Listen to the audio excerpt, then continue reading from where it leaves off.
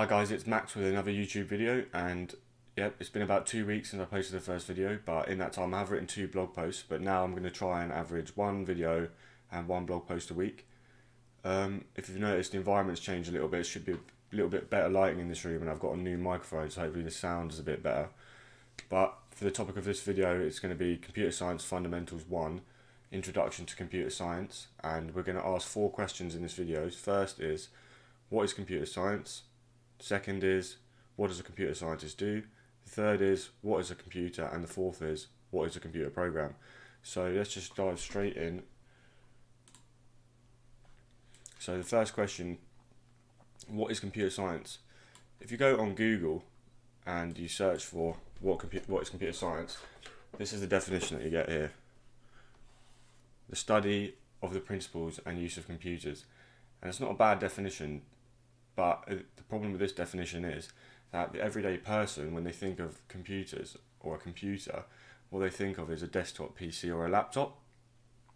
And then when you think about computer science, you think of this definition, right? The study and of the principles and use of computers. But computer science isn't about computers. Computers are a manifestation of computer science and the study of what computer science is really about, which is information processing. So this is why I really like this definition here from the University of Boston. Computer science is the systematic study of the feasibility, structure, expression and mechanization of the methodical processes that underlie the acquisition, representation, processing, storage, communication of and access to information. It's a bit of a mouthful, but computers are so versatile and do so many different things, but what it always boils down to is just processing information. Computer science is quite a wide-ranging field. I've just written down a couple of the sub-disciplines that you could expect to see in computer science, the different areas.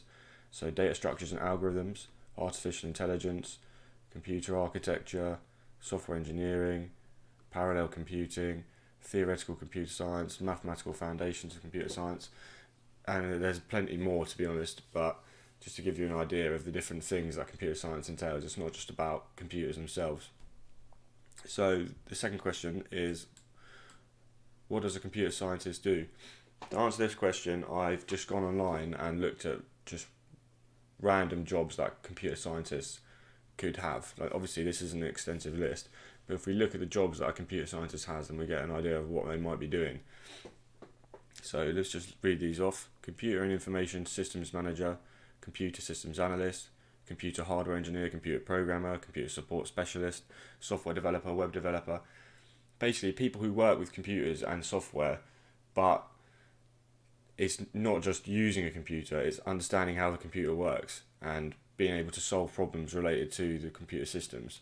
And all these jobs, there'll be overlap, but they're different roles, but they all have one thing in common, which is the skill set which is required to perform that job effectively. And again, I've just gone online and found different traits or attributes that a good computer scientist would have, and these are things like deductive reasoning, information ordering, critical thinking, complex problem solving, programming, analytical thinking, active listening and learning. So computer scientists are just people that have studied computer science, and they're good problem solvers, and they probably spend their time working with computers or writing software or designing algorithms, things like this. So just a little summary here. In short, a computer scientist is someone who has studied computer science and therefore acquired a large amount of knowledge on the subject. They also excel at analysing and creating solutions to complex problems through the application of deductive reasoning and critical thinking. Right, so the next question then is, what is a computer? So if we've said now that computer science is the study of information processing, then a computer scientist thinks of a computer as an information processing machine.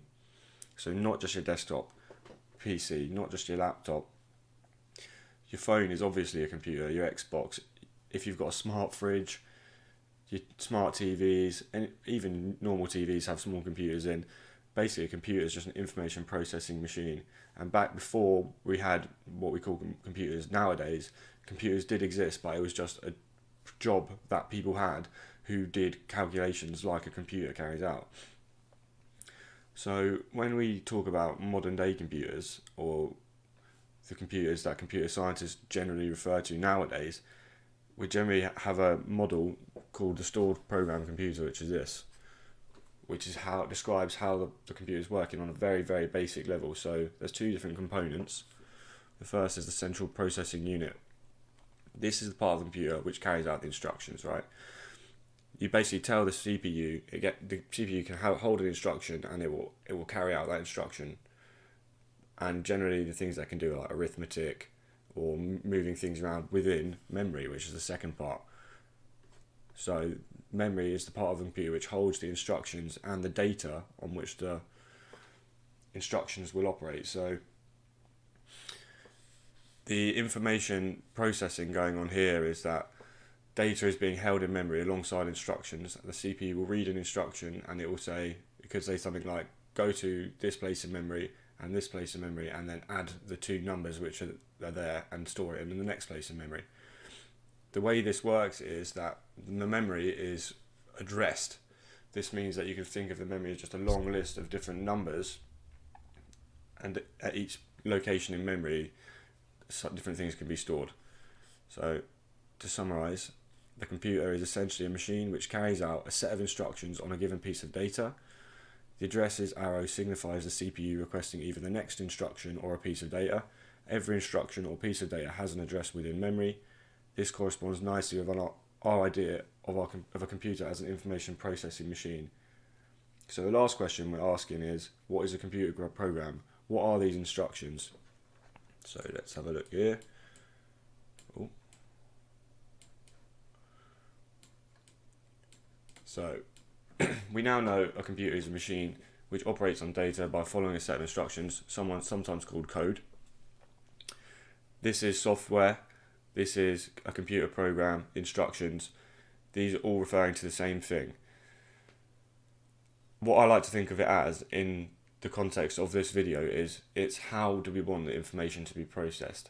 It's telling the computer what to do with the information. How do we want this video to be rendered? How do we want these calculations to be performed? You do that with a computer program. So a computer program is the name we give to the set of instructions the computer is following. When a computer is following a set of instructions, we say that the computer is executing the program. It's executing the program that you've written. It's executing the program that is the operating system. Computer programs are written by computer programmers, which is often the vocation where computer scientists work, so we sort of talked about that before. And this is the most important thing. Computer programs are written in special languages called programming languages. So you can't just write a computer program in English. That's never going to work. The English language, natural language, has too many different ambiguities and nuances in it for it to be understandable by anything other than a super complex computer like the brain.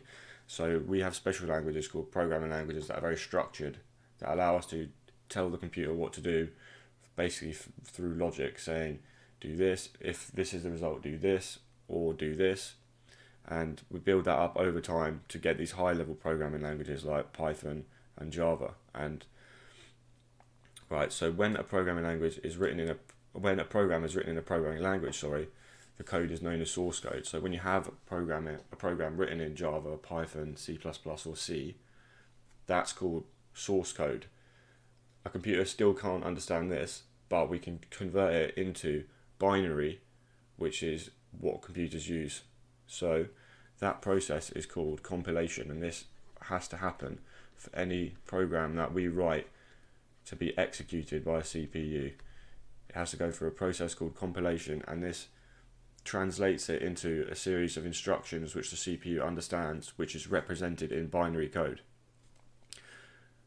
On top of this, the data that is being used and stored in memory that we saw in the diagram before is also stored in binary code. Everything is stored in binary code. So the next topic of the next video, is going to be based on binary and how we use binary to represent different things like audio, video, text. How binary is basically the core of how a computer system works. So let's just summarize what we've been through. Here we go. Right. So computer science is the study of information processing. Not just the study of computers, it is a wide and varied field which overlaps many other scientific disciplines. What does a computer scientist do? Computer scientist solves problems Most computer scientists do this by writing computer programs. What is a computer? Computers are just information processing machines. That is it.